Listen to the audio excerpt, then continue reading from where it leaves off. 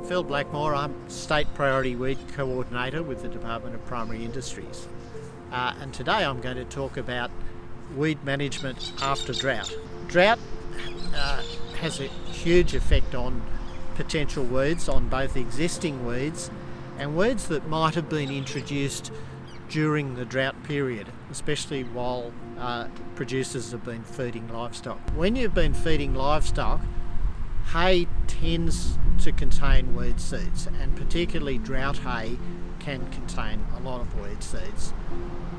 So always check out and monitor on a regular basis any feed out sites, anywhere you fed hay that you brought into your property. After the drought period, existing weeds will tend to proliferate. Weeds tend to be, a lot of weeds are pioneer species, so when it rains, it's not your pastures that recover first, it's the weeds that recover first. As the pasture starts to recover after drought, you certainly will see some weeds, particularly annual weeds. Thistles are very common, but there'll be a lot of other annual weeds as well.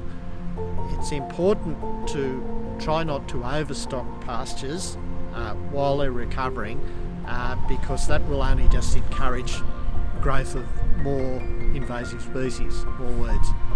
Hay that you fed out not just last year but the year before, 2018, because it was so dry last year that weeds that might have been imported in 2018 might not have germinated until this year.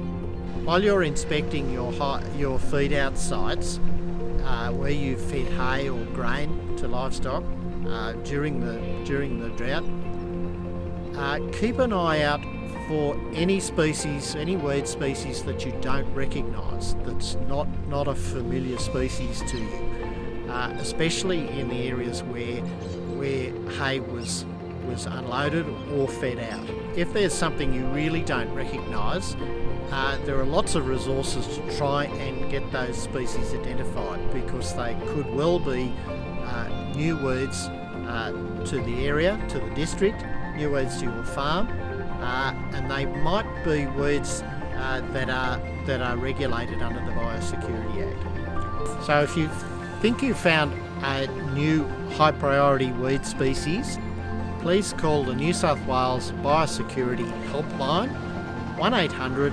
680 244. We can also use the New South Wales DPI Weedwise application.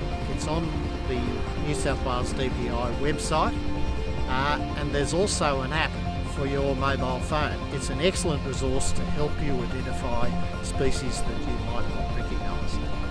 The app has lots of information about. It has photographs, description of the plant, what bad things the weed might do, and also what you might need to do about that weed.